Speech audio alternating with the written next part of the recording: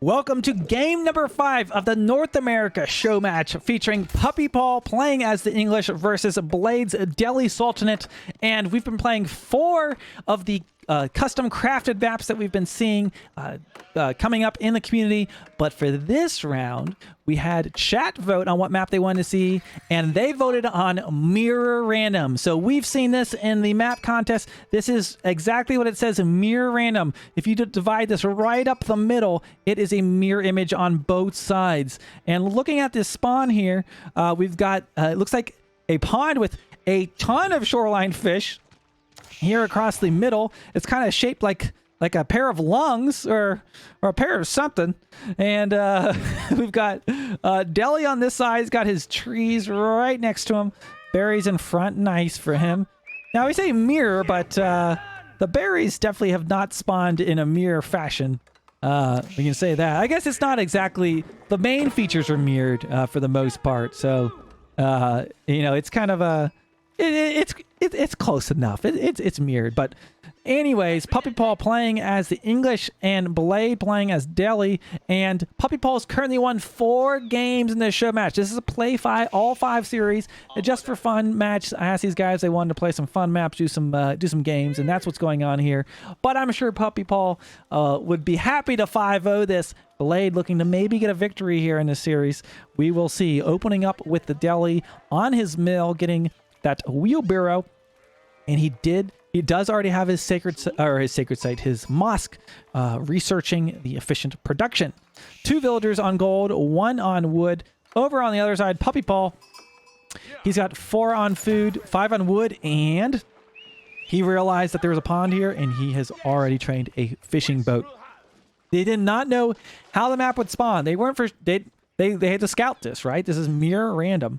And they figured out that there's a pond here, and Blade is already, or I'm sorry, Puppy Paul is already taking advantage of this.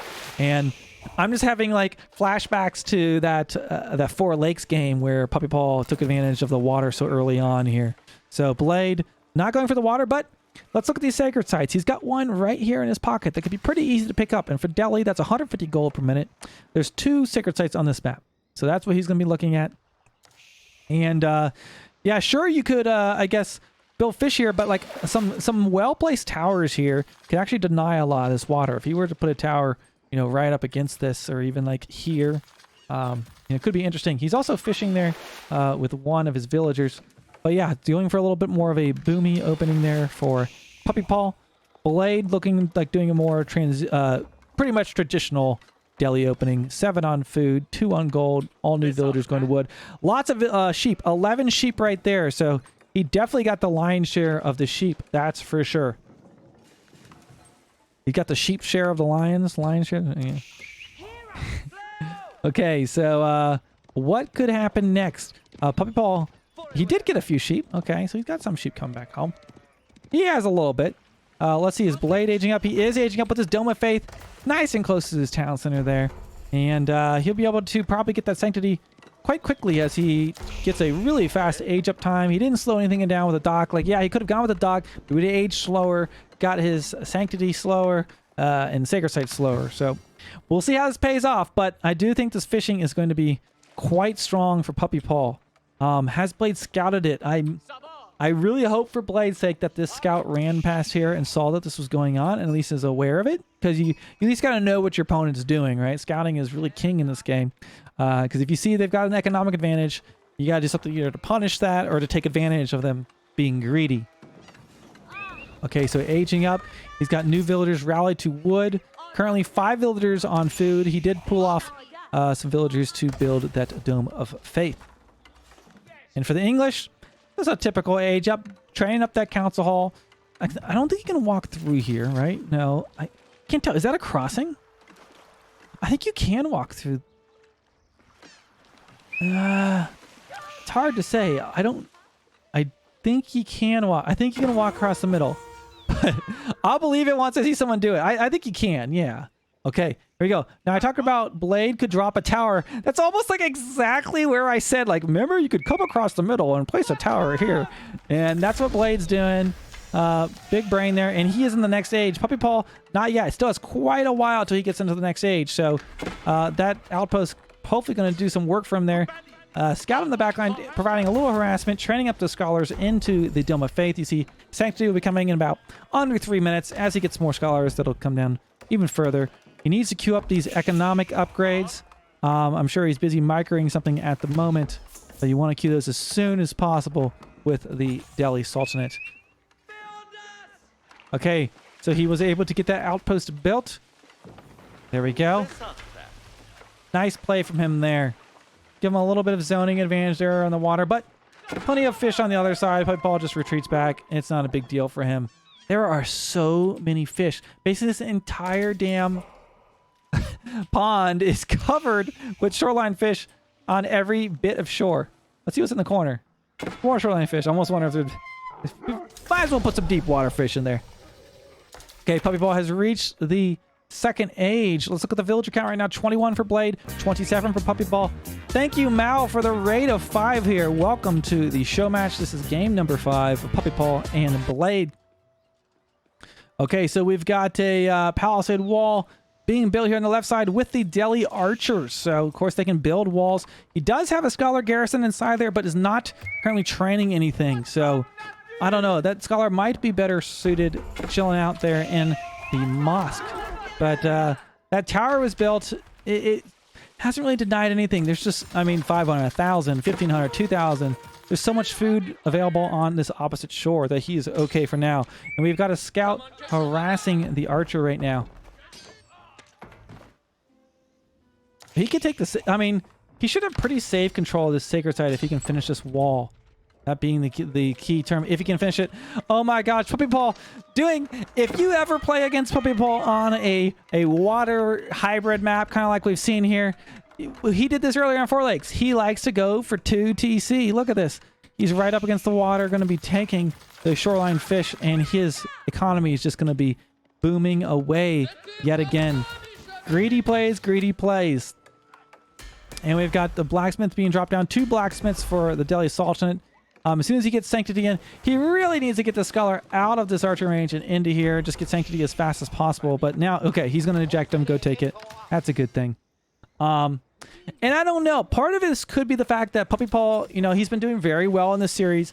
Maybe he just feels he's got, I would imagine, a fair amount of confidence at this point and feels safe going for these greedy plays. And the same thing, the mental effect can also happen for his opponent. I've been in this scenario, like when I'm playing against good opponents, that I play safer than usual because I'm sometimes you just get a little bit afraid to take those risks because you know, especially when you've lost 4 games in a row here in a show match scenario. So perhaps, you know, he didn't do any raiding. He didn't really scout this area, and maybe he could have done something about this if he'd opened with horsemen, in fact, instead of the archers. But anyways, 1 docks online, 2 fishing, 2 town centers, and we have a sacred site being captured. But I feel like that sacred site's just not going to compare when you consider how much gold is coming in, how much fish is coming in right now for Puppy Paw. So Puppy Paw is probably going to be working towards next stage. Blade is walling him out. But, I mean, it's 150 gold per minute. It is what it is. That galley taking a lot of fire from that tower. Will he lose it? If he swims past this, he does lose it. That is a huge investment to lose those. Those galleys, 180 wood, 180 coin. And he was able to sink that essentially effortlessly. So a nice little pickup there by Blade. This is MirrorRandom. The map is MirrorRandom, and it is quite random. They both walled each other out. They said that you do you stay over there, I'm gonna stay over here. Puppy Paw says I'm cool staying over here. I got 2 town centers, I got all the fish in the world. And it doesn't look like you know, Blade has really paid any attention to the water. So obviously going for the next age, I would imagine. He's gonna have his upgrades at least, but I don't know what's he gonna do. March some elephants in. You want to see Blade's point of view? There you go. You can see it. The fog of war can kind of be deceptive sometimes. Now, let's see. There's a relic you could grab there. How many relics are there? 1, 2, 3, 4. If you could grab this one, there's a chance you could get 4 of these, which that could be pretty significant. So maybe a race for the relics, but let's see age up times. I think Puppy Paw is going to age up first. Well, they're going to age up about the same time, but I think Puppy Paw is going to drop it down first. He's about to. Drop down those farms. And I don't know. Personally, I don't like to play against an English player that's been sitting back booming. They are so strong right now. There we go. King's Palace. You have 2 town centers. We're enough. A town center landmark. That'll take it to the next level. We'll have 3 town centers online. And we also have our dock. He doesn't look like he's making any more fishing boats, though, for right now. And then Blade also aging up himself. Just about same timings, but villager counts. Ready? We got 53 for Puppy Paw. I'm sorry, 48 for Puppy Paw and 35 for Blade. That's what we're looking at right now. 1 sacred site under control. Now, what he probably wants to do is pop these scholars out right now and go camp these relics. Grab those as soon as possible. Like, have one there, have one here. Be ready to grab those. And Puppy Paw, he's heading out because I think he's trying to camp the relics himself. See a little wall segment being dropped down to the east right now for Puppy Paw, so he is just fine sitting back and booming. I think he knows he has a bigger boom right now. I hope we see some elephants. Come on. Compound the Defender is the landmark, by the way. That gives him cheaper keeps and stone wall towers and can build them with infantry. Not stone wall towers, but stone walls. I guess the stone wall towers are cheaper, but they're not going to make those because those are against the tournament rules. Oh, you hate to see it. Just great battle sense. He was out there. He grabbed that. Oh, man. He camped that relic, and that poor scholar is just going to die. He's getting shot in the back with an arrow.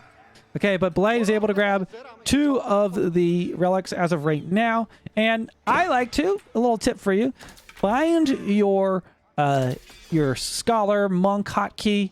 Bind that to something so you can easily navigate between them. I use caps lock, and look how easy it is for me to find all my scholars on the map.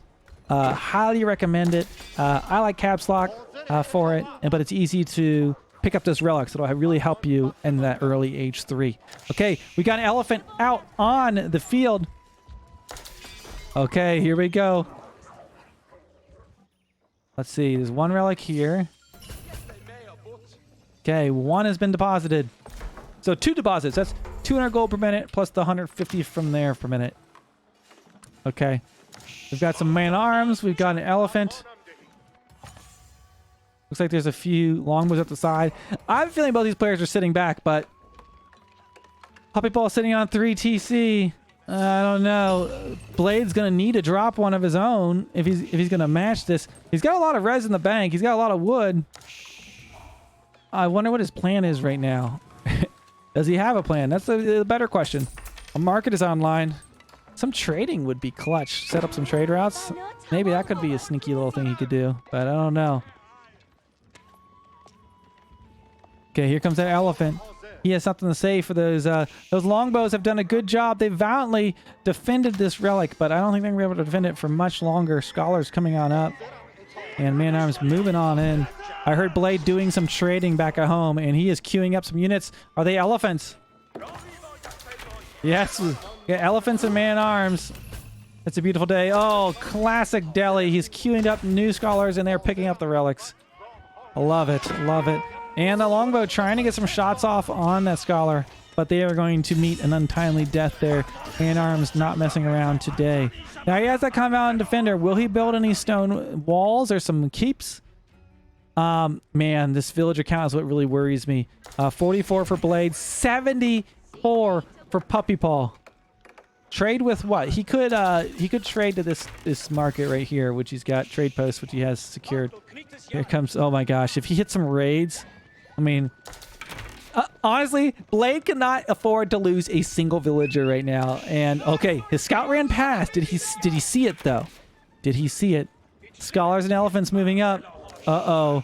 But this could be bad news. I don't think he saw it. Oh no. Oh no. Not like this, Blade. Oh, I can't watch. I can't watch. Okay. He grabbed it just in time. Elephants. Luckily, Puppy Paw didn't do any raiding. He wasn't paying attention. I think he had just queued him over there. And luckily, the villager survived. Oh my gosh. I didn't want to see a villager massacre. Going for some stone here. Will he go for town centers or will he go for some keeps? I think we're going to see some keep action. Okay. We've got those knights running in. You don't really want to be chasing knights with elephants in general because they're just so slow. Trying to wall off the side. Oh, he is building some stone walls. But I don't know. Sitting back against English makes me a little nervous. Puppy Paw just has such a massive boom. Look at this. This is just a commerce central here right now. So much commerce. All the commerce. And now, if he was planning any aggression with his elephants, he's now like scared of these knights that are running around his base. Yes, he does. He is definitely going for a elephant and scholar build. That's been a popular thing. Very strong, but will it be enough is the question. Okay, I don't know if those are even hardened spearmen. Let's see. Nope. Puppy Ball's house, by the way, 120 pop versus the 87 pop of Blade right now. Okay, here come the elephants. If you've got the tower elephant emote, you know what to do in the chat. Elephants are moving out. 1, 2. How many elephants do you have? 5 elephants spread out just a little bit. Now, I will say, Blade was able to grab 4 of the relics and it's held 1 sacred site. So that's 400 gold from relics, 150 from the sacred site. Okay, math equals 550. Wait, yes. There we go, we get it. Math on stream. We usually never do. We got it. Okay. Blade's out here. Puppy Paw knows elephants are knocking at his door. He has 9 knights to deal with it and 20 archers. But those are 8 scholars. And he's got some man-arms down there in the middle too. Oh my gosh, I feel like these knights are just going to haunt. Oh, I can just see it now. These 5 villagers are dead. Oh, that's going to happen. It's going to happen. You just know it. Okay, so as he moves in, 1 villager is building a keep. Oh, no, okay. I just saw 1 villager. I was like, what the what? But villagers being picked off there. Lots of healing coming down. We've got a big fight going on. Blade's got man-arms in the front line. Scholar is handing out plenty of healing. And here we go. This is our first real offensive I feel like we've seen Blade in this whole series, where he stands a good shot here at this. Man-arms chasing towards the longbows while the scholars are handing out healing to those elephants, working on taking down the knights, and they are being successful. But we have 1 elephant low on HP. Will it survive this battle? He needs to keep his scholars alive, dropping a counter keep against that keep of Blade. Blade is going to get that keep up. It does look like we've got tower elephants rushing in, but can he keep it alive? He's trying. That elephant is still alive. Is holding in there. He's taking out lots of villagers right now with his elephants, and Puppy Paw trying to target down those scholars. Okay, let's look at the villager count. 51 villagers for Blade, 92 for Puppy Paw. So it didn't matter to lose those few villagers. He can afford it. He has kept all... I was going to say all of his elephants alive, but I think 1 is going to die. Will it survive? Just barely. Elephant survives by the hair of his chin. But there's no scholars left to heal it. 1 scholar left. Keeps all of his elephants alive. So that's a good thing for Blade. Puppy Paw's economy is still quite good. But this keep going to deny these farms. Look at that. Another elephant coming from the front. So there we go. We got a little bit of Delia action here for you. And Blade has that trebuchet. He built it at the front line right there. Put a scholar inside and quickly built that trebuchet. What is he training next out of there? Nothing. Okay, he's getting his eco upgrades. It's a good thing. Always good to see. So these 2 farms have kind of been denied. But... not a big deal. You can see Puppy Paw, he's doing just fine. He moved on back. He's just farming back here, grabbing the berries. But with this, we got a game on our hands here. Blade looks hungry. He looks hungry. Oh my gosh. I told you guys going into this, I'm rooting for Blade. He's the underdog here. He's got 2 trebuchets out here. But can he defeat the turtling English? They can repair for a long time. But actually, Puppy Paw doesn't have a whole lot of wood. He's been spending it. Out of his keep, he trains a trebuchet of his own. Is going to be counter-trebbing that keep. Healing up those elephants. I think the elephants are healed up now. Honestly, I would just like to see like just a few traders being made. I think it could add up over time. Oh my god, he's lucky these knights have not raided yet. So I feel like those knights could do some damage.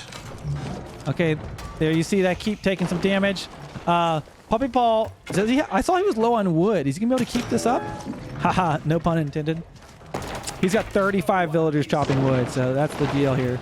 Look at this. He has double the amount of villagers that Blade has. So, I don't know. Blade would need to have... I mean, honestly, a landmark snipe... Well, he's not going to get a landmark snipe. I'll say it would be his best bet here. Like, oh my gosh. Okay, elephant's moving in. He might lose an elephant. I think he is going to lose. One elephant does go down. If he loses all of his elephants here, that would certainly probably be the end of this. Longbow's kiting back. He has 34 of them, and they're just going to keep kiting back. I'm not sure what Blade's plan is at the moment. Elephant's taking too much damage. He's trying to out-heal it, but he doesn't have enough scholars right now. The elephant's so low on HP, but hanging in for dear life. Blade moving on in.